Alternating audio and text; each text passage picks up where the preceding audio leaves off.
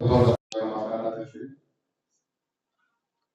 సాయంకాలం మరొక సన్మాని అవకాశాన్ని కృపాపాలంగా మాకు అనుగ్రహించి మా బ్రతుకులలో ఉన్న దేవులను ఒప్పుకోవడం విడిచిపెట్టడం మా ఆత్మీయ జీవితాల్లో ఉన్నటువంటి లోటుపాట్లను తెలుసుకోవడం మీరు అనుగ్రహించినటువంటి శ్రేష్టమైన సమయాన్ని కృతజ్ఞతలు తెలియజేసిన తండ్రి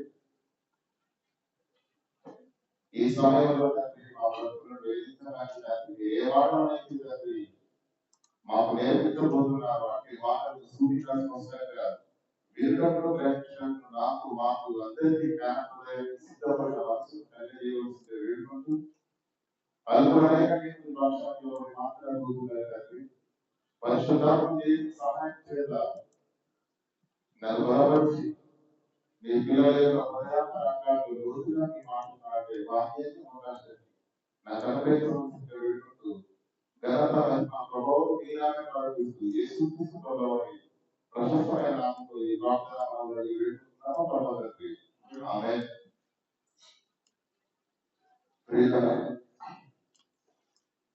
మరి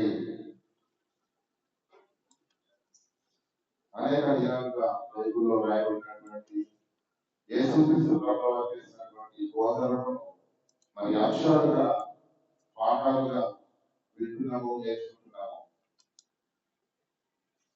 అలాంటి యేసు నోటి నుండి వచ్చినటువంటి మాటల్లో అమూల్యమైనటువంటి మాటను మీరు పరిశీలించేద్దాం. పిల్లలు ప్రారంభ శతాబ్దంలో యేసుక్రీస్తు ప్రభువు మాట్లాడినప్పుడు లేదంటే యేసుక్రీస్తును వెంబడించిన అపోస్తలులు సమాజంలోకి వెళ్ళి మాట్లాడినప్పుడు పిల్లల మాటలు వింటేనే విన్న వారి గుండెలో రైలు పరిగెత్తాయన్నమాట. కాబట్టి మాటలు వింటేనే విన్న వారి గుండెలో రైలు పరిగెత్తాయి. అది జ్ఞానాన్ని బట్టి విషయంలో కానివ్వండి, ప్రజలను బట్టి అత్యంత చేసే సందర్భంలో కానివ్వండి, ఏదేమైనా యేసు నోట నుండి మాట ఏదైనా వచ్చింది అంటే ప్రపంచం ఆశ్చర్యపోయింది. ఒకసారి అపోస్తలుల కార్యములు 15వ అధ్యాయం 6వ వచనం చూసినట్లయితే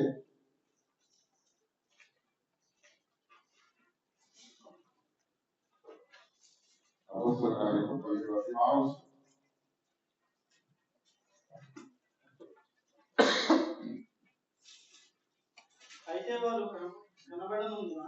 అయితే వారు కనబడనందున యాసోనును కొందరు సహోదరులను ఆ పట్టణపు అధికారులకు ఈడ్చుకొని వచ్చి భూలోకము చేసిన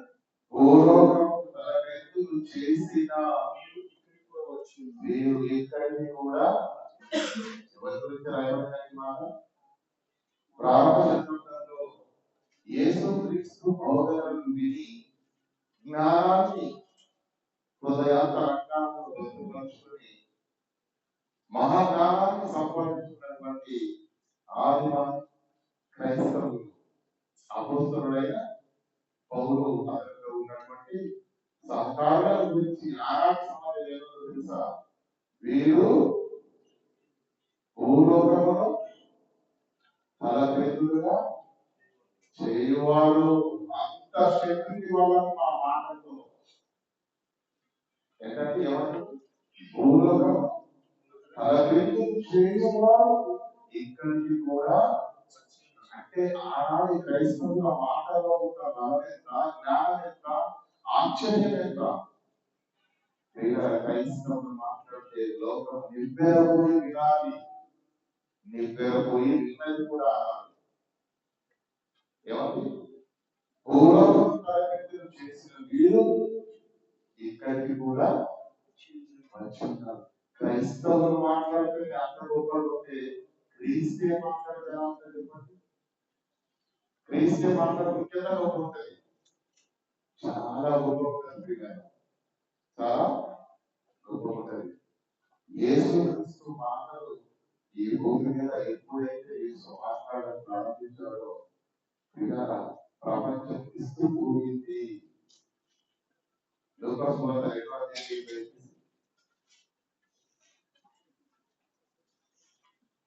లూకాసు వార్త 2:46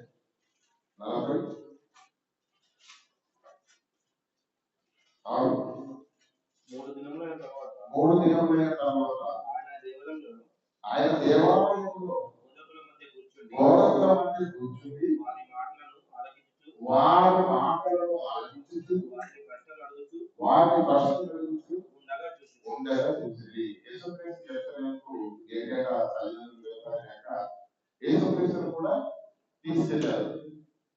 యేసుక్రీస్తును తీసుకెళ్ళినప్పుడు అనేకమైన జనసమూహం ఉన్నారు కనుక యేసుక్రీస్తు నువ్వు మా వెనకాల కూర్చోవాలని చెప్పేసి భాగ్యమ్మ యోసేపులు ప్రయాణం చేసుకుంటూ వెళ్ళారు. కానీ తీరా చూస్తే యేసుక్రీస్తు లేదు.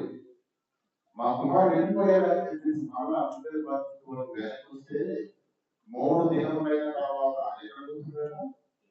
దేవాలయంలో బోధకుల మధ్య కూర్చుండి బోధకులు ఏం చెబుతున్నారో ఆ మాటలు యేసుక్రీస్తు వింటున్నాడు కదా. తర్వాత ఆయన మాటలు ఆలోచించు వారిని ప్రశ్నలు అడుగుతున్నాడట. ఏమండి 12వ ఏట యేసుక్రీస్తు బోధకుల మాటలు ఏం చేశాడట? ఏం చేశాడు? ప్రశ్నించాడు. ప్రశ్నించినప్పుడు ఏం జరిగింది? ఆయన మాటలు వినిన వారందరూ ఆయన ప్రజ్ఞకు విస్మయం ఉంది. ఆనాడు జ్ఞానంలో మనకి సమాజంలో ఇలా నిలిచినటువంటి ఆ బోధకుల మధ్య వాళ్ళ మాటలు విన్నాడు. ప్రశ్నించాడు. యేసు నోట నుంచి వచ్చిన ప్రశ్న వారి విస్మయాన్ని గుర్తించింది. యేసు నుంచి నోట నుంచి వచ్చిన ప్రత్యుత్తరాలు వారిని ఆశ్చర్యచకితులు చేశాయి. వారే కాదు, ప్రపంచమంతా యేసు క్రీస్తు మాటలు నిలబెరపోయింది. ప్రపంచాన్ని యేసు క్రీస్తు మాటలు ప్రభావితం చేశాయి. ప్రపంచాన్ని యేసు క్రీస్తు బోధనలు ప్రభావితం చేశాయి. కనుకనే కరుడు గట్టిన కసాయి వాళ్ళైనా అంతకులు కావచ్చు, వ్యభిచారులు కావచ్చు, ఎవరి ఖైదీలు, దూషకులు, హింసకులు, ఎవరి ఎలాంటి దుర్భరమైన పాప జీవితం కలిగిన కరుడు గట్టిన కసాయి వాళ్ళైనా కూడా అలాంటి వారిని కూడా మార్చి ఉన్నతమైన వ్యక్తులుగా తీర్చిదిద్దినది యేసుక్రీస్తు యొక్క మాట. ఆ మాటకు ఎంత శక్తి ఉంటుంది. ఆ మాటకు ఎంత శక్తి ఉంది. ప్రపంచాన్ని మాటలతో ప్రభావితం చేశాడు. ప్రపంచాన్ని బోధనతో ప్రభావితం చేసినటువంటి యేసుక్రీస్తు నోట నుంచి వచ్చిన ఏ మాటైనా అద్భుతం పిల్ల. అలా యేసుక్రీస్తు తన బోధనలు సమాజంలో ప్రారంభించినప్పుడు లూకాసు వార్త 34-35 చదువుకున్నా. మత్తయి సువార్త 34-35. మత్తయి సువార్త నేను నా నోరు తెరిచి ఉపమాన రీతిగా బోధించలేదు. ఎందుకంటే ప్రభావితం చేసే మాటలు, జీవితాన్ని మార్చే మాటలు, ప్రతిఫలం చేసే మాటలు. నోరు తెరిచి ఉపమాన రీతిగా ఎందుకు ఉపమాన రీతిగా బోధించాలని సూచిస్తున్నాడంటే మానవ జీవితాలను కట్టే మాటలు, మనుషులను మార్చే మాటలు, మానవ జీవితాలను ప్రపంచాన్ని ప్రభావితం చేసే జ్ఞాన సంపదతో కూడుకున్న ఆ మాటలను ప్రజలకు ప్రకటించడం కంటే వారిని అర్థం చేయడం మరి ముఖ్యం. ఏ చేస్తున్నాడో అది వారికి అర్థం కావాలంటున్నాడు. ఎవరు ఏమన్నా నోరు తెరిచి ఉపమాన రీతిగా బోధించాలంటే వాళ్ళు అర్థం కావాలి. కాబట్టి లోకము పుట్టినది మొదలుకొని మనసు చేయబడిన సంగతులు నేను తెలియజెప్పాను.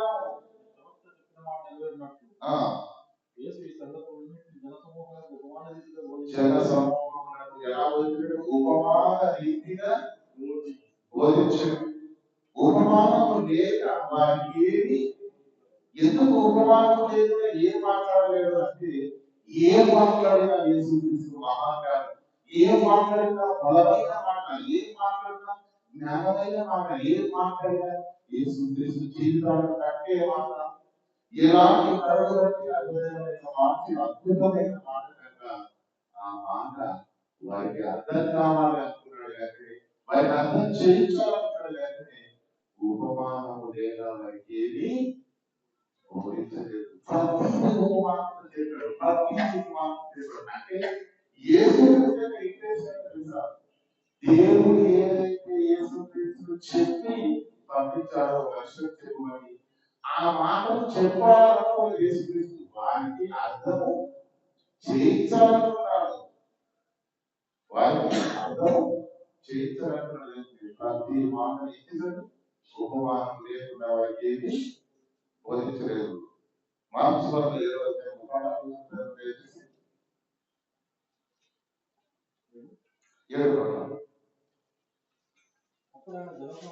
అప్పుడు ఆయన పిలిచి, మీరందరూ నా మాటలు విని గ్రహించండి. నేనేం మాట్లాడుతున్నాను, ఈ ఉపమానం చెప్తున్నాను, ఎందుకు చెప్తున్నాను, దాని యొక్క ఆంతర్యం ఏంటో, దాన్ని బట్టి మీరు మార్చుకోవాల్సిందేంటో, సరి చేసుకోవాల్సిందేంటో గ్రహించండి. దాన్ని మీరు గ్రహించాలని ఆ యేసుక్రీస్తు ఎన్నో ఉపమానాలతో ఆనాటి ప్రపంచానికి జ్ఞాన బోధన చేశాడు ప్రభువైన యేసుక్రీస్తు ప్రభువారు. మరి అలాంటి జ్ఞాన బోధన చేసినటువంటి యేసుక్రీస్తు ప్రభుల వారి నోటిలో చూసినటువంటి ఉపమానాలను ఆలోచించగలరా? ఎంత అద్భుతంగా ప్రియారా! యేసుక్రీస్తు ఎంత కష్టపడ్డాడో మనసు పెట్టి ఆలోచించాలి. యేసుక్రీస్తు ఎలా చెప్తున్నది? పరలోకంలో నుంచి దిగి వచ్చిన, పరలోకంలో దిగి వచ్చినటువంటి యేసుక్రీస్తు భూమి మీద బ్రతుకుతున్న మనకు అర్థం కావాలని, ఆనాటి సమాజానికి అర్థం కావాలి. ఏం చెప్తే అర్థమవుతుంది, ఎలా చెప్తే అర్థమవుతుంది, ఏం చూపించాలి అని నిద్రాహారం లేక ఎంతగా ఆలోచించుకుంటాడు. ఆలోచించండి. ఈ రోజు మనం ఏ పాఠం తీరాలన్నా అక్క వేలు తీసి చూస్తాం. ఏం చెప్పాలి? దేవుడు చెప్పిన మాట, దేవుడు చెప్పినట్టుగా అర్థం కాదు. మీరు అర్థం చేయించాలంటే ఏం చేయాలి, ఏం చూపించాలి, ఎలా చెప్పాలి అని ఆలోచించి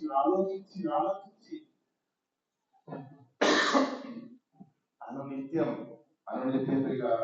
మన కళ్ళకు చూస్తున్నది, అనునిత్యం మనం అనుభవిస్తున్నది, అనునిత్యం మన దైనందిన జీవితంలో ఉన్నటువంటి వస్తువులను, జంతువులను, పాత్రలను తీసుకుని మనకు ఉపమానంగా బోధించాడు. పొలం అన్నాడు. నేను జీవితం ఎప్పుడు పొలం లేదండి, నాకు పొలం అంటే ఎవరన్నా పొలం అన్నాడు, విత్తనాలు అన్నాడు, చేపలు అన్నాడు కదా. అంటే మన కళ్ళ ముందు జరుగుతున్నటువంటి, మన కళ్ళ ముందు వస్తువులను చూపించాడు. ఇంకా ఎంత మన వంట గదిలో ఉంటే చిన్న చిన్న ఆ పదార్థాల దగ్గర కూడా వెళ్ళాలంటే ఆశిస్తుంది. ఎందుకు అర్థం కావాలి? ఎందుకంటే మీరు తెలియజేస్తున్నారు, వాళ్ళ దేవుని తెలుసు, వాళ్ళ దేవుని గురించి తెలుసు. తెలిసిన దాంట్లో తెలియని దాని గురించి నేర్పించాలనుకున్నాడు. కానీ యేసుక్రీస్తు అద్భుతమైన వాటిని చాలా సార్లు విన్నాను, చాలా సంవత్సరాలు మీరు లోకమునకు ఉప్పై ఉన్నారు. మీరు లోకమునకు పోయి ఉన్నారు. ఉప్పు నిస్సారమైతే అది దేని వల్ల సారము పొందును. అది బయట పారవేయబడి మనుషుల చేత దొరకబడ్డదే కానీ అది పనికిరాదు అని ఉప్పు చూపిస్తున్నాడు. ఉప్పు గురించి నాకు తెలియదా? బ్రహ్మాండంగా తెలుసు. ఎంత తెలియదండి చెప్పండి. ఉప్పు ఉపయోగం ఏంటి చెప్పండి. ఉప్పు యొక్క ఉపయోగం చెప్పండి. ఇలాంటి ఉప్పు రుచినిస్తుంది. రుచిని కూడా అంటే మనము వంట చేసుకున్నప్పుడు చేస్తే ప్రతి పదార్థం ఒక రుచిని ఇస్తుంది. కానీ ఆ రుచులన్నింటినీ సంపూర్ణం చేయాలంటే ఉప్పు ఖచ్చితంగా వేయాలి. అది అన్నిటికంటే ముఖ్యమైనది. తెలుగులో సాగుతుందండి, అన్నేసి చూడు తర్వాత నన్నేసి చూడు అంటారు. ఉప్పు అంటే అన్ని వేసినా తినడానికి బలవంతం తినలేవు. ఉప్పు వేస్తే నువ్వు వేసిన వాటి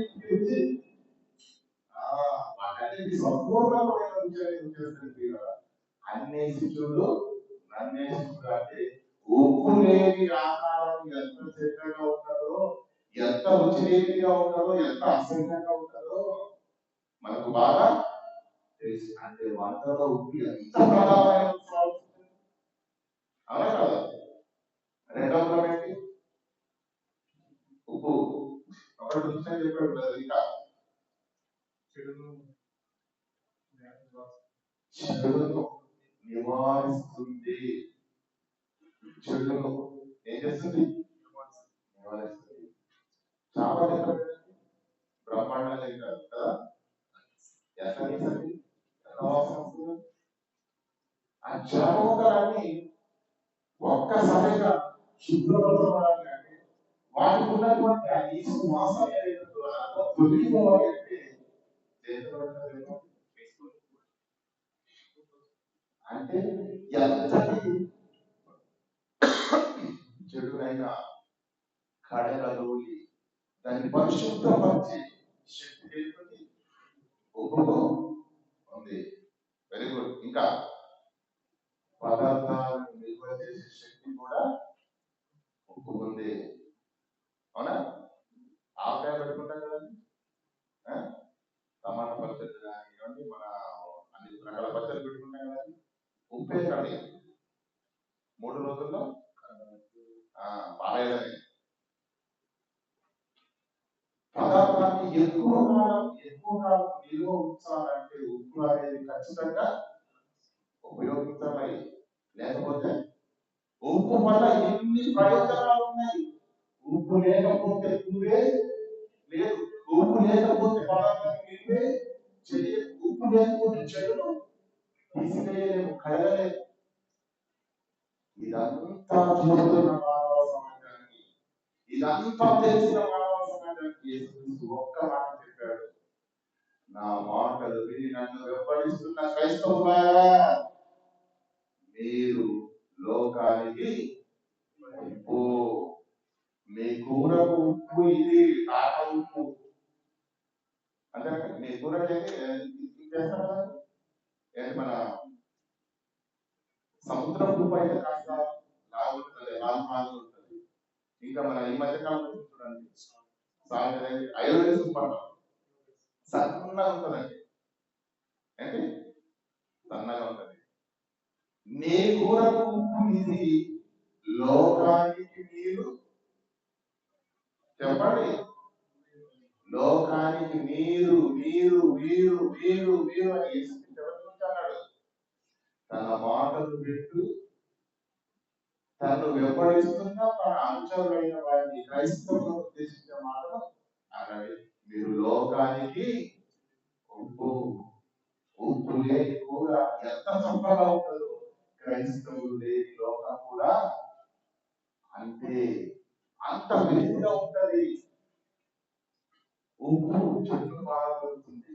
మీరు కూడా లోకానికి ఉప్పు ఉన్నారంటే మనం కూడా ఏం చేయాలి? చెడును ఎక్కడి నుండి సమాజంలో ఉన్నటువంటి వేసంటే అంతా మనలోనే ఉంది. అంటే చెడును పాదలు అన్నాడు. ఇంకో మూడోది ఎక్కువ కాలం నిర్వహించే శక్తి ఉంది. అంటే ఈ సుగుణాలన్నీ తెలిసినటువంటి మనుషులకు ఒక్క మాట చెప్పారు, మీ ఉప్పు గురించి అన్ని తెలుసు, మీరే లోకానికి ఉప్పై ఉన్నారన్నాడు. ఉప్పు పదార్థంలో వేసిన రుచిని ఇస్తుంది కదా, రుచి లేని పదార్థాలు కూడా రుచిని ఇస్తుంది కదా. ఇది ఇలాగే ఉంచండి. ఉప్పు అని మనం అక్కడ వేసుకుంటే ఒకసారి కొలెస్ట్రాల్ రాసిన పత్రిక చూసి పెట్టుకోదాం. కొలెస్ట్రాల్ రాసిన పత్రిక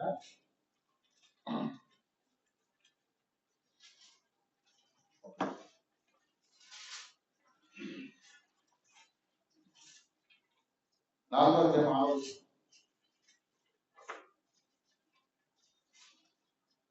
ప్రతి మనుషునికి ఎలాగో ప్రత్యుత్తరం కొలెస్ట్రాల్ రాసిన పత్రిక 154 పేజీ 6వ చదువుతున్నాం. ప్రతి మనిషికి ఎలాగో ప్రత్యుత్తరం ఇవ్వలేనో అది మీరు తెలుసుకుంటారా. మీ సంభాషణ మీ అని ఎవరు చెప్తున్నారు? కొలసిలో ఉన్న క్రైస్తవులు అంతేనా? మీ సంభాషణ ఉప్పు వేసినట్టు ఎల్లప్పుడూ రుచి కలిగినట్టుగా కృపాసహితంగా ఉండనిది. అంటే క్రైస్తవులు మాట్లాడితే ఎలా ఉంటారు? వంట చేసామండి, కూర వండాం, తిన్నాం, కానీ అందులో ఉప్పే లేదు, చప్పగా ఉంది. అప్పుడు ఏం చేస్తాం? ఏమండి అప్పుడు ఏం చేస్తాం చెప్పండి? ఉప్పును తీసుకొచ్చి అందులో వేసి కలపగానే ఆ గుడిలో రుచి అందడానికి తిరిగి వస్తుంది. తర్వాత ఎలా ఉంటుందని రుచిగా ఉంటుంది. క్రైస్తవులు మాట్లాడితే ఎలా ఉంటుంది సంభాషణ? ఉప్పు వేసినట్టుగా ఎల్లప్పుడూ రుచికరంగా కృపాసక్తంగా ఉండవలని. కానీ ఎందుకో పిల్లారా ఉప్పు వేసినట్టు మనం మాట్లాడాలని దేవుడు చెప్తే ఈరోజు ఏం మాట్లాడినా ఏమైపోతుంది? కాలం వేసినట్టు అయిపోతుంది కదండి. వివాదాలు డిబేట్ నువ్వు బాగా నాకు చూస్తున్నావా రా, డిబేట్ జరగాల్సిందే. కృపాసహితంగా ఉండాలన్నమాట. కానీ కృపాసహితంగా ఉండకపోగా ఎలా అయిపోయింది? ఈరోజు వారు ఎక్కువైపోయింది, వారు ఎక్కువైపోయింది. మరలా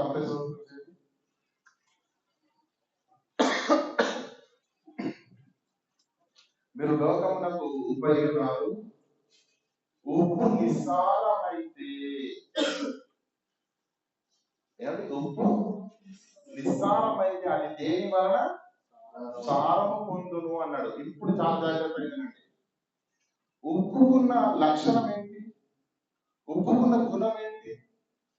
ఉప్పు వలన ప్రయోజనం ఏంటంటే మనకు బాగా తెలుసు. ఏంటి? ఒకటి రుచినిస్తుంది, నెంబర్ 1. నెంబర్ 2 చెడును తొలగిస్తుంది. నెంబర్ 3 వస్తువులను ఎక్కువ కాలం నిల్వ. ఈ 3 పనులు ఉప్పు ఎలా చేస్తుంది? సారము కలిగి ఉన్నది గనుక.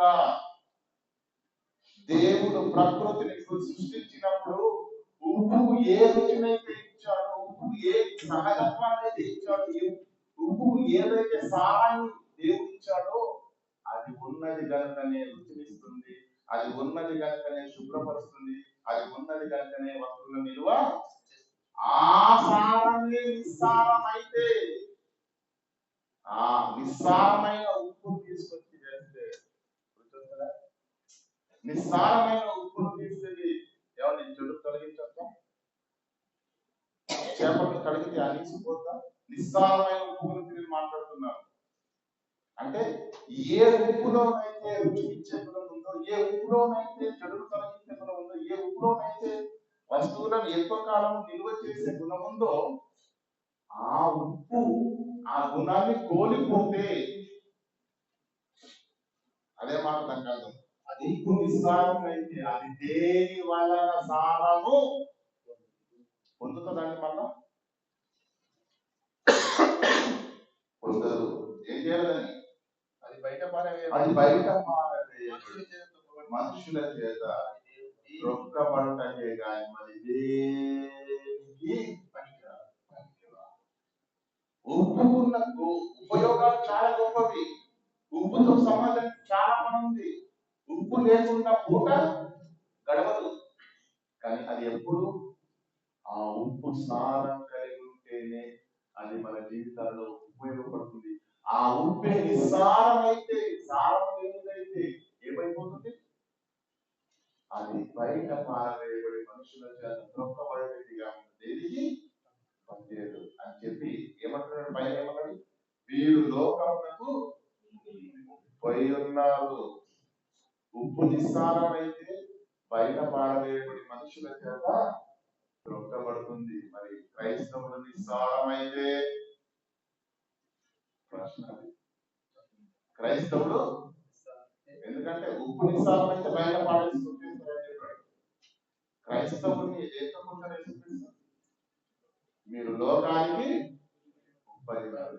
మరి ఈ క్రైస్తవుడు నిస్సారం అయిపోతే, సారం లేకపోతే, సారవంతంగా ఉండకపోతే, ఆ ఉప్పును బయట పాడేసి మనుషుల చేత తొక్కిస్తున్నప్పుడు ఈ క్రైస్తవుడేమో క్రైస్తవుడు ఏం చేయాలి? దేవుడు అర్థమవుతుందా లేదని చెప్పి అసలు నిస్సారం అవడం అంటే ఏంటో మీకు అర్థం కాదు. ఇంకా క్లియర్ నిస్సారం అంటే ఏంటో మీకు అర్థం కాదు. ప్రియులారా, కాకరకాయ ఎంతమంది తిన్నారు చెప్పండి? తిన్నారా? తింటారా? ఎలా తింటారండి? చాలా చేదుగా ఉంటుంది కాకరకాయ. తింటారా? తినరా? కాకరకాయ చేదుగా ఉన్నా ఆ చేదును తృణీకరించకుండా ఇష్టపడి ఎవరైపోయారు. కారణం షుగర్ పేషెంట్ అయిపోయారు ఈ మధ్యకాలంలో. ఈరోజు ప్రతి రెస్టారెంట్ స్పెషల్ అదే కాకరకాయ ఫ్రై. మరి పులుసు పెట్టేస్తే మరీ ఎక్కువ చేస్తుందని ఏం చేస్తారు? ఫ్రై. కాకరకాయ చేదుగా ఉన్నా సరే తింటున్నారు లేదా? ఓకేనా? ఒప్పుకుంటారు ఏంటి? బీరకాయ ఉండాలి. బీరకాయ తిన్నారా లేదా? తిన్నారా? ఎలా ఉంటుంది టేస్ట్ చెప్పండి. తీయగా బాగా ఉంటుంది, వెరైటీ ఉంటుంది. కానీ బీరకాయలో రెండో రకం ఉంది, చేదు బీరకాయ. వంట చేసినప్పుడు సహోదరుడు భోజనం ఇచ్చాడండి. బీరకాయ కానీ అది చేదు బీరకాయ. తింటాం మీకు చేయడానికి ఇష్టం కదా.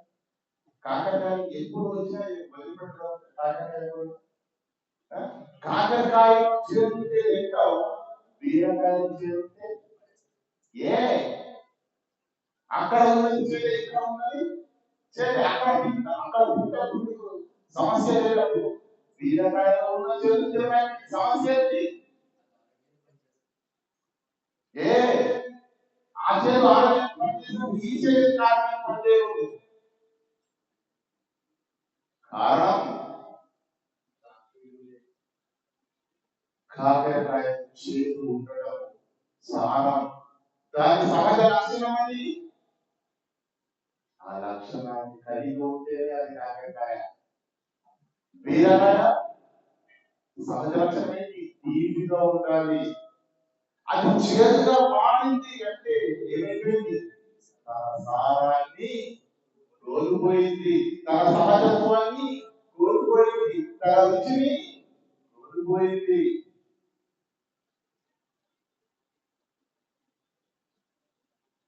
చెరుకు తెలుస్తుందండి? చెరుకు చెరుకు చెరుకు ఎలా ఉంటుందండి? తీయగా ఉంటుంది. చేదుగా ఉప్పుగా ఉందనుకో, చేదుగా ఉప్పుగా ఉందనుకో చెరుకు. దాని అర్థం చెప్పండి.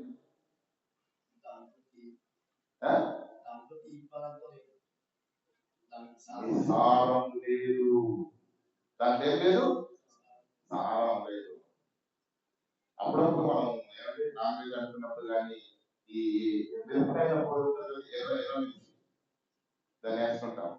అసలు కారం అంటే మహా దాంట్లో ఉంటుంది కదా, అదేంటో తెలియదండి. మధ్యకాలంలో ఏమంటే 2-3 గంటలు వేసినా కూడా ఇదే కారం, దిప్పు కారం, దీంట్లో ఘాటే అంటే దాని అర్థం ఏంటి? తన యొక్క సహజత్వాన్ని అది కోల్పోయింది, తన యొక్క సహజ లక్షణాన్ని అది కోల్పోయింది. తన లక్షణము కాని దాన్ని, తన లక్షణము కోల్పోయి తన కాని లక్షణం వచ్చింది అంటే అది అవలక్షణము, అది అపాయము, అది భయంకరం. ఇప్పుడు మీకు చాలా క్లియర్ అర్థమైనప్పుడు చెప్తారు.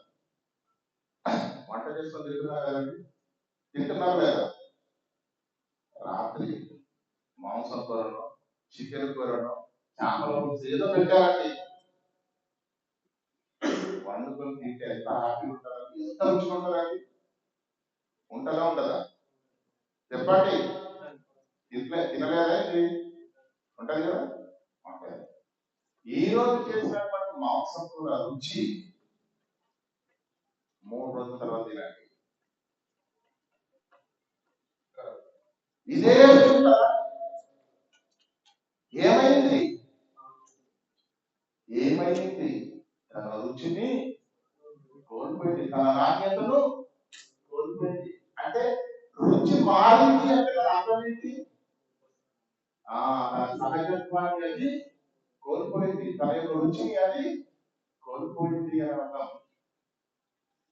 తన రుచిని, తన సహజత్వాన్ని కోల్పోయిందని అర్థం. రుచి మారిందంటే మనకు బాగా తెలిసేటంటే తీపిగా ఉంటుంది, ఆచరికే చెడు మారితే ఆచరికే ఉప్పుగా మారిపోతుంది. దాని సహజత్వాన్ని అది తనది కాని లక్షణము దాంట్లోకి వచ్చింది, తనది కాని లక్షణము దాంట్లోకి వచ్చింది. ఉప్పు యొక్క లక్షణం ఏంటి? ఉప్పుగా ఉండడం.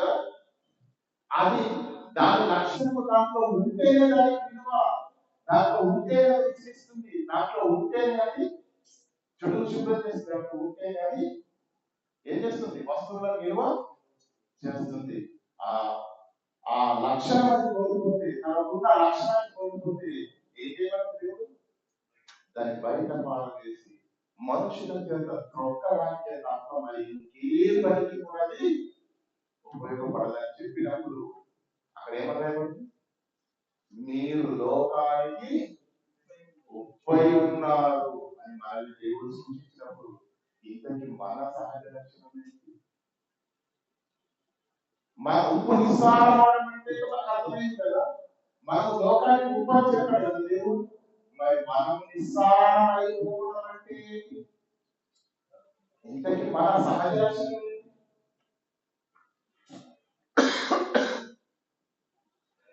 కాకరకాయ యొక్క సహజ లక్షణం ఏంటంటే చేదుగా ఉండడం. బీరకాయ యొక్క సహజ లక్షణం ఏంటంటే తీపిగా ఉండడం. చెరుకు సహజ లక్షణం ఏంటంటే తీయగా ఉండడం. అంతేనా? అలాగే కారం యొక్క సహజ లక్షణం ఏంటంటే ఘాటుగా ఉండడం. ఇవన్నీ వాటి సహజ లక్షణం.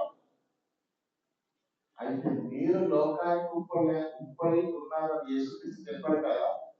అయితే మన సహజ లక్షణం ఏంటి? మనుషులుగా మనం ఉండేవలసిన సహజ లక్షణం ఏంటి? అది కలిగి ఉన్నామా, కోల్పోయామా? ఎందుకంటే మీరు కూడా లోకానికి ఉప్పై ఉన్నారని యేసుక్రీస్తు అన్నాడు కనుక మనుషులుగా మన సహజ లక్షణం ఏంటి? అసలు ఈ భూమి మీద, ఈ ప్రకృతిలో, ఏదైనా తొలి మానవునిగా భూమి మీద పుట్టినప్పుడు మనిషి యొక్క సహజ లక్షణం ఏంటి అంటే చూడండి, లూకా సువార్త 3:35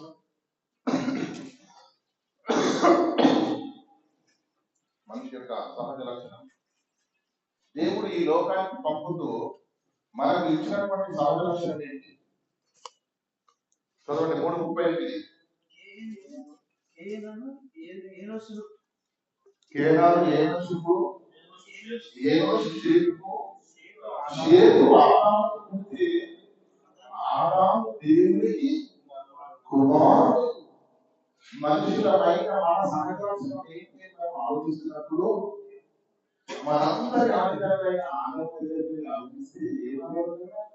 ఆదాము దేవునికి కుమారుడు ఉంది. ఎవరు మొదటి పేరు పట్టాలు దయచేసి మొదటి పేరు మొదటి పట్టాలు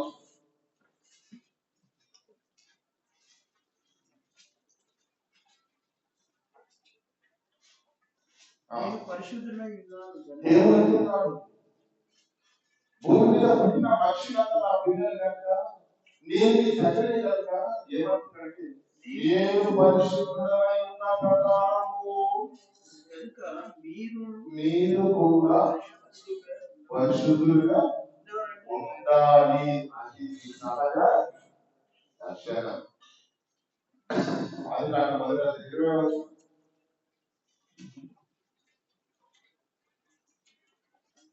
అది కాండం మొదటి అధ్యాయం 26. దేవుడు దేవుడు అంటున్నా మన స్వరూపం మన పోలిక చొప్పున స్వరూపం మనదే, పోలిక కూడా మనదే. మన స్వరూపం మన పోలిక చొప్పున నరులను చేయడము అంటే నరుల యొక్క సహజ లక్షణం ఏంటి చెప్పండి? ఆదాము చూసాం, పేతురు పత్రికలో రాయబడిన మాటలు చూసాం, ఆది కాండంలో రాయబడిన మాటలు చూసాం. మనిషి యొక్క సహజ లక్షణం ఏంటి? భూమి మీద పరిశుద్ధుడిగా ఉండాలి. దైవ పోలిక దైవ స్వరూపంలో చేయబడ్డాడు కదా. కానీ ఆదాము తప్పేసి ఏం చేశాడు? దాన్ని పోగొట్టుకున్నాడు. అలా పోగొట్టుకున్నటువంటి మనిషి ఆదాము సంతానమైన మనకు అప్పుల మీద తప్పులు అలాగే పాపాలు చేస్తూ ఏం చేసాం? చివరికి మనకు తెలుసు కదా, 7వ అధ్యాయం ప్రసంగి గ్రంథం ఏముంటుంది చదవండి. 7:29 ప్రసంగి గ్రంథం. నేను ఇది ఒకటి మాత్రం కాబట్టి దేవుడు నన్ను యథార్థవంతులను పుట్టించడం అయితే చదవండి. నేను చదివితే బాగుంటుంది. ఇది ఒకటి మాత్రం నేను కనుగొంటిని ఏమనగా దేవుడు నన్ను యథార్థవంతులుగా పుట్టించాడు. కానీ వారు వివిధమైన మనుషులు ఏం చేశాడు? పుట్టించిన యథార్థవంతులుగా దేవుడు పుట్టించాడు. అది మన సహజం. అవునా? ఆ యథార్థతలో ఉన్న ఆ వర్షంలో ఉన్న ఆ వర్షం అంటే ఏమైపోయినా వివిధములైన తంత్రములను కల్పించుకున్నారు. అంటే అర్థమైంది, దేవుడు మనుషులకు ఏదైతే సహజ లక్షణాలు ఇచ్చాడు, యథార్థత ఏదైతే ఇచ్చాడు, పరిశుద్ధంగా ఏదైతే ఈ భూమిలో పుట్టించాడో, మనిషి చేస్తున్నాడు ఎదుగుతున్నప్పుడు వివిధమైన తత్వములను కల్పించుకున్నాడు. అంటే దేవుడు కల్పించిన సహజ లక్షణాన్ని పోగొట్టుకున్నాడు. సారైపోయాడు, నిస్సారమైపోయాడు. నిస్సారమైపోయిన మరలా ఈ దశలో సారం నింపడానికి దేవుని మహాకృప చేత బాప్తిస్మం ద్వారా యేసుక్రీస్తు రక్తములో కడగబడి ఏ పుట్టుకున్నాం తెలుసా? నిస్సారమైపోయిన నా బ్రతుకులకు యేసుక్రీస్తు మరలా ఏం చేశాడు? సారాన్ని దయచేశాడు. 3వ అధ్యాయం 20వ వచనం.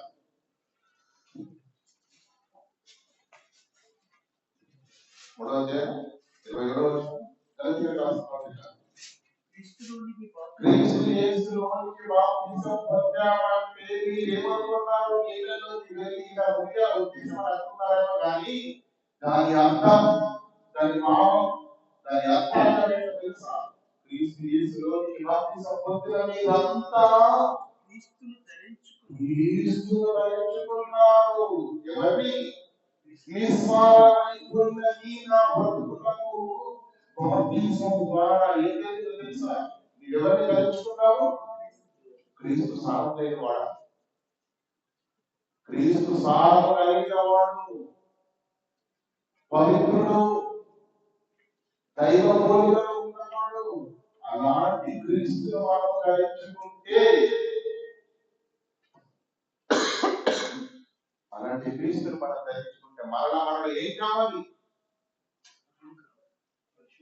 మరలా ఏం కావాలి? సారం అనేది రావాలి. నిస్సారమైపోయిన మన బ్రతుకులకు క్రీస్తును ధరించుకున్నాము కనుక, క్రీస్తును ధరించుకున్నాం కనుక మన బ్రతుకుల్లో మరలా ఏం కావాలి? సారం అనేది రావాలి, సారం అనేది కావాలి. క్రీస్తు ఎలా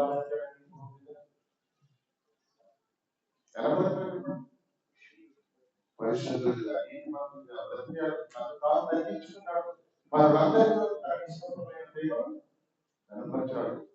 చూడండి, ఫిలిప్పీయులకు రాసిన 5వ అధ్యాయం 5వ వచనం. బాప్తిసం తీసుకున్నామంటే మనం ఎవరి బాప్తిసం తీసుకున్నామంటే మనం ఎవరు? క్రైస్తవులం. క్రైస్తవులం అంటే క్రీస్తును ధరించుకున్న వారు, క్రీస్తును ధరించుకున్న వారమైన మనము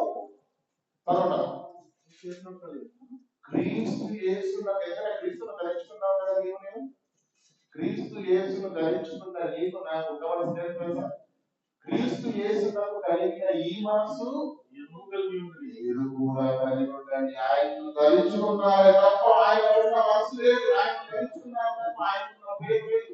ఆయన ధరించుకున్నారే తప్ప దేవుని వాక్యం కొరకు, దేవుని బయటకు, సువార్త ప్రకటనకు, ఆత్మ రక్షణ కొరకు నిత్యం కలిగిపోయిన యేసుక్రీస్తు యొక్క మనసు తను తాను తగ్గించుకునే తగ్గింపు జీవితం. ఏమండి? ఏది లేని కారణం చూపించకుండా ఇష్టమైన ప్రేమ చూపిన ఆ ప్రేమ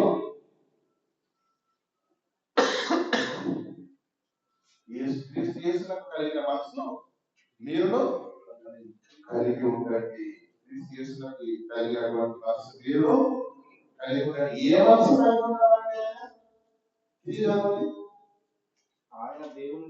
ఆయన దేవుని స్వరూపం కలిగిన వాడిని కూడా దేవునితో సమానంగా ఉండుట విడిచిపెట్టకూడని వాక్యాలు ఎంచుకోలేదు. కానీ ఆ పరలోక వైభవాన్ని, సింహాసనాన్ని, దైవంతో సమస్తాన్ని అక్కడ విడిచిపెట్టి మనుషుల కోరికగా పుట్టి నీ కొరకు, నా కొరకు, పాపులుగా ఉన్న మన కొరకు మనల్ని కాపాడగలగని దాసుని మనుషుల కోరికగా పుట్టి దాసుని స్వరూపం ధరించి చేసుకుని నీ బతుకు, నా బతుకు అసహ్యమైన స్థితిలో ఉన్నటువంటి మనల్ని హక్కులు చేసుకోవడానికి తన ప్రాణం పెట్టాడే, నిష్ఠపరమైన ప్రేమను చూపించాడు. తన గుణంతా బతుకులో వచ్చాడు. వైభవాన్ని, పరలోక సింహాసనాన్ని విడిచిపెట్టి వచ్చాడు. ఆ ప్రేమ, ఆ తగ్గింపు క్రీస్తు యేసునకు కలిగిన ఈ మనసు మీరు కూడా క్రీస్తును ధరించుకున్న వాడికి క్రీస్తు మనసు లేకపోతే వాడు స్నానం కలిగిన వాడు, నిస్సారమైన వాడు. నిస్సారమైన ఉప్పు ఏది పర్యాప్తం అది మనుషుల చేత నూకడానికి తప్ప మరి ఏది మనకి రాదు. క్రీస్తును ధరించుకున్న నీలో ఉండవలసింది క్రీస్తు.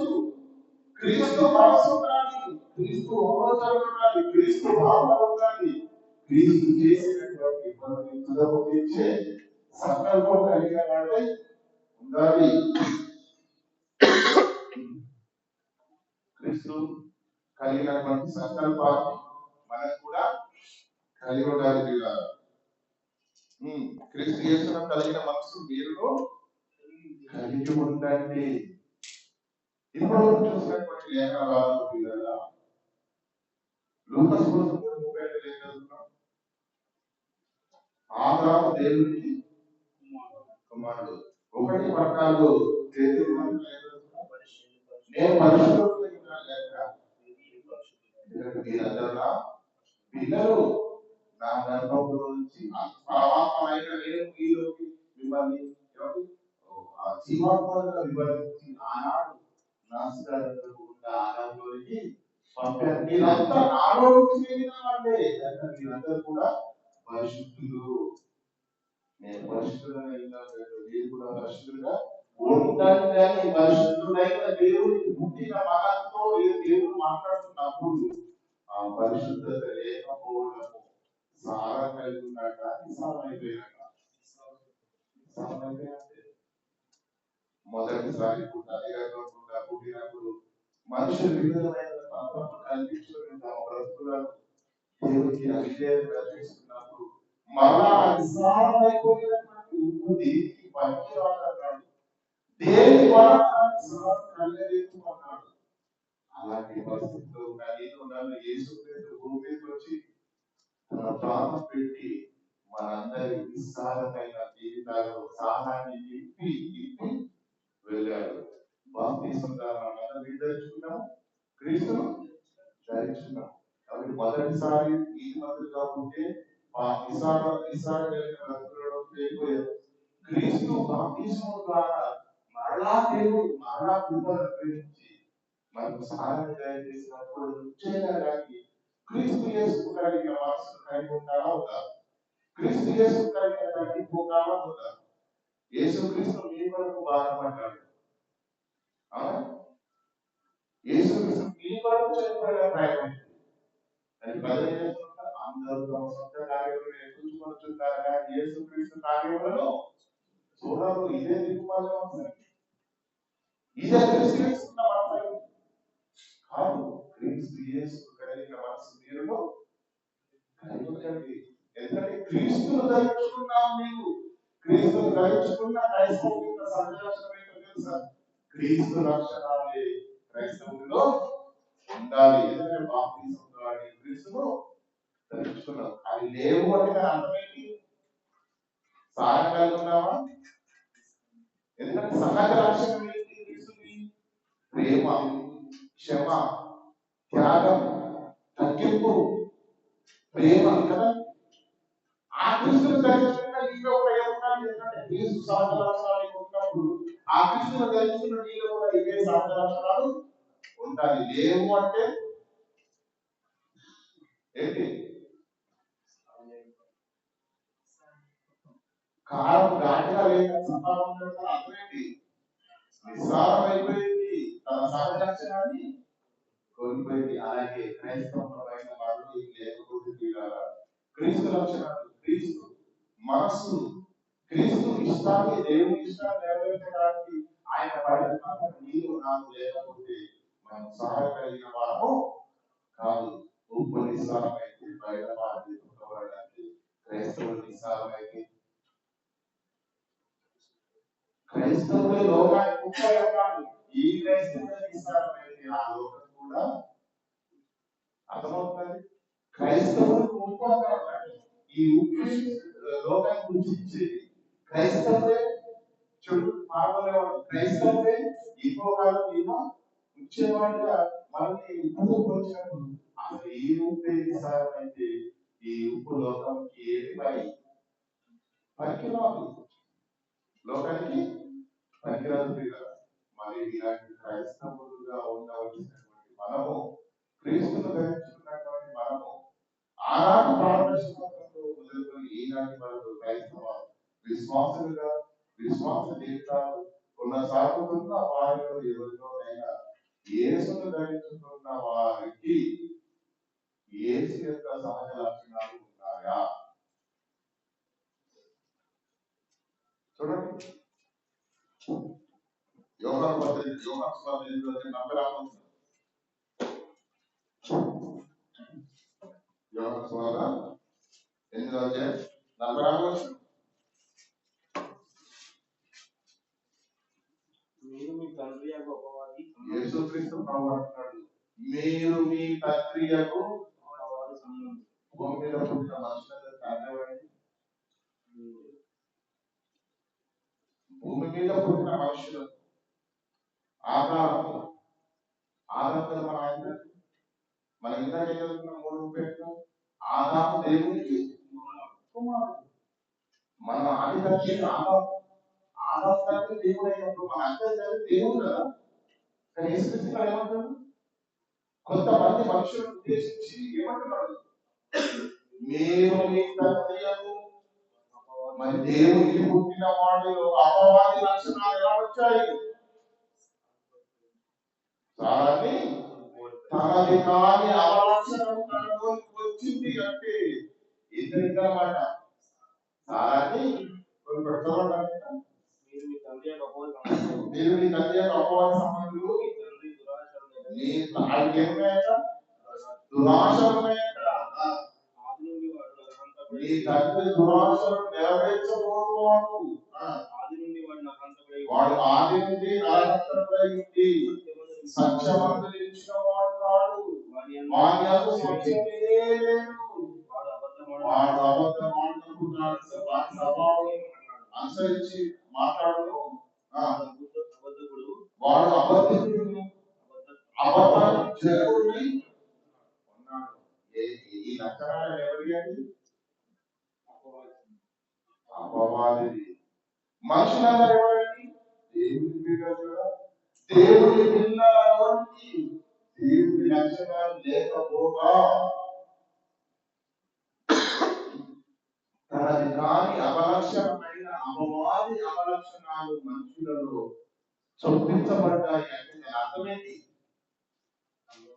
అతడు సహజత్వాన్ని కోల్పోయి నిస్సారము అయిపోయాడు. సంతములో ఉన్నవారు ఈ మాట ఏమండి? మీరు మీ తండ్రి యొక్క అపవాద సంబంధులు, మీ తండ్రి దురాశలు నెరవేర్చుకోండి. యేసుక్రీస్తు తండ్రి సంకల్పాన్ని నెరవేర్చడానికి కష్టపడ్డాడు కదా. కానీ వీళ్ళు ఏం చేస్తున్నారట? వీళ్ళు అపవాద కుమారులు అయిపోయారు. అపవాదంలో లక్షణాలు వీళ్ళు వచ్చేసాయి. అంటే తనది కాని అవలక్షణాలు ఎవరు? నిస్సారమైపోయిన వారు, అపవాది సంబంధులు. ఇంకో మాట చూడండి. మొదటి యోహాను 2వ అధ్యాయం 15వ వచనం.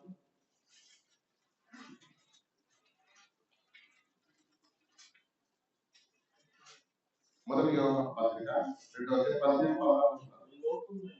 ఈ లోకంలో ఉన్నవాటి ప్రేమింపబడి ఎందుకంటే అవి దేవునికి కావు. దేవుని వశంలో ఎక్కువ అది. ఎందుకంటే సామాన్య వశంలో వెళ్ళిపోయేది అంట. లోకంలో ఉన్నవాటి ప్రేమింపబడి అది దేవుని ఎవడైనా లోకము ప్రేమించిన తండ్రి ప్రేమ వాటిలో ఉంటదా ఉండదా? ఉండదు. పేరు పద్ధతులు అంటాడు. లోక స్నేహము దేవుడితో వైరం.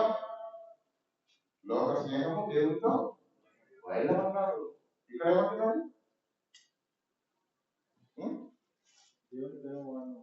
లోకాన్ని ప్రేమిస్తే దేవుని ప్రేమ అందరిలో ఉండదు. ఎందుకు ఉండదు?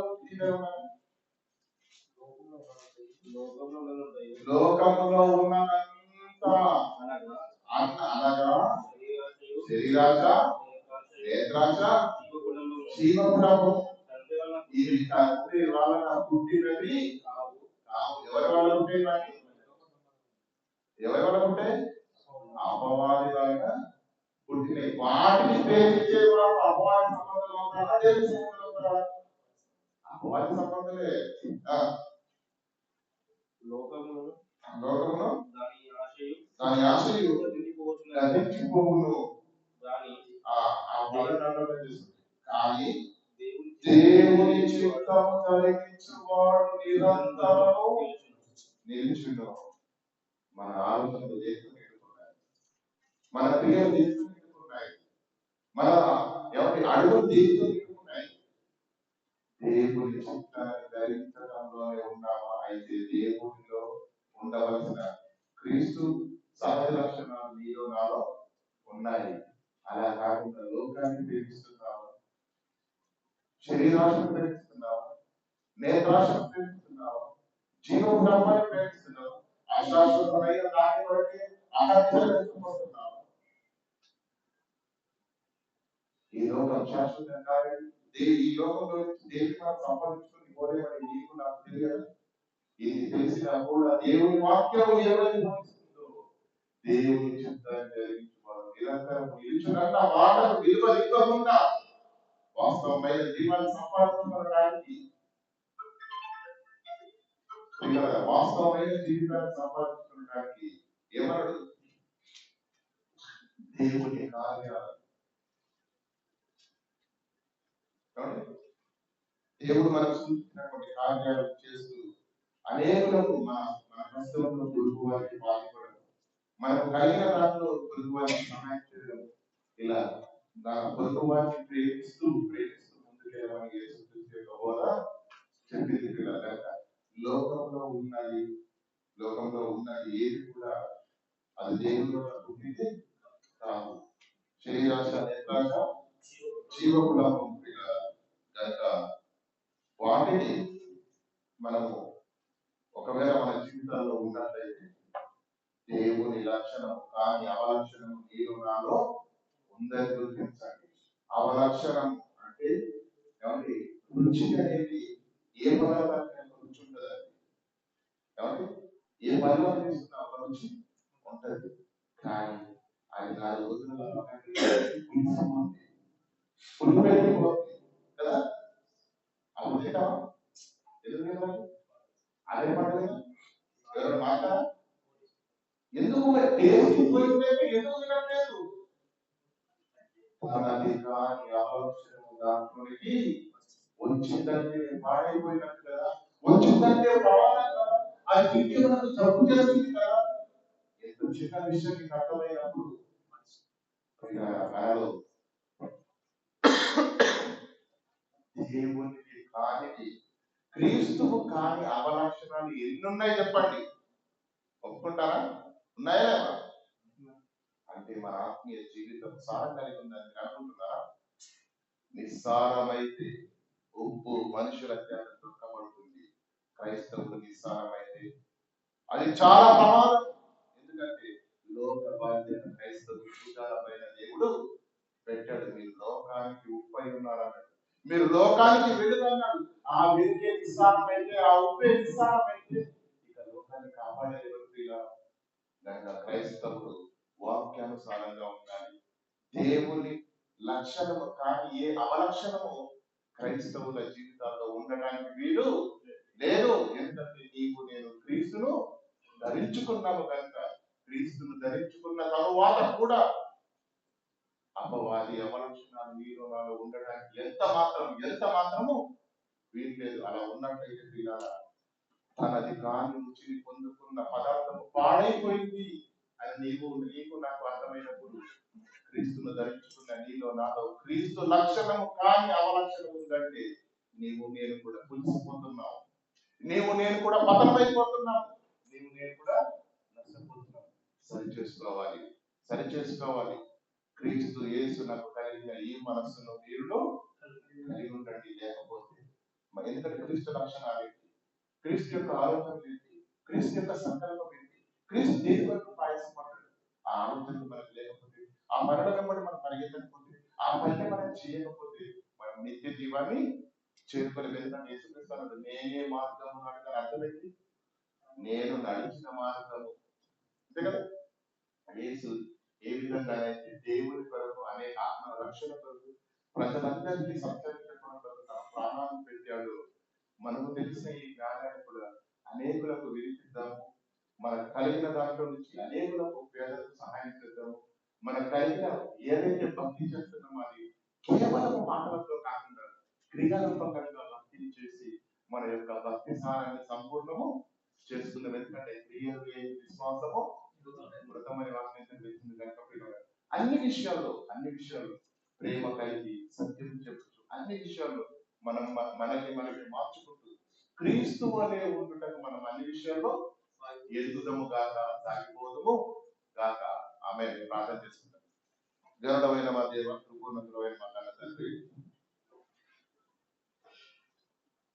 వంట గదిలో ఉండే ఉప్పు తండ్రి నిస్సారమైతే అది మనుషుల చేత దొరకబడటమే కానీ మరి ఏ పనికి పనికిరాని పదార్థంగా ఉప్పు మా కళ్ళకు కనిపిస్తున్నప్పుడు ఈ లోకానికి ఉప్పు క్రైస్తవుడి అని చెప్పినప్పుడు తండ్రి అలాంటి బాధ్యతలు కలిగినటువంటి నేను తండ్రి క్రైస్తవులు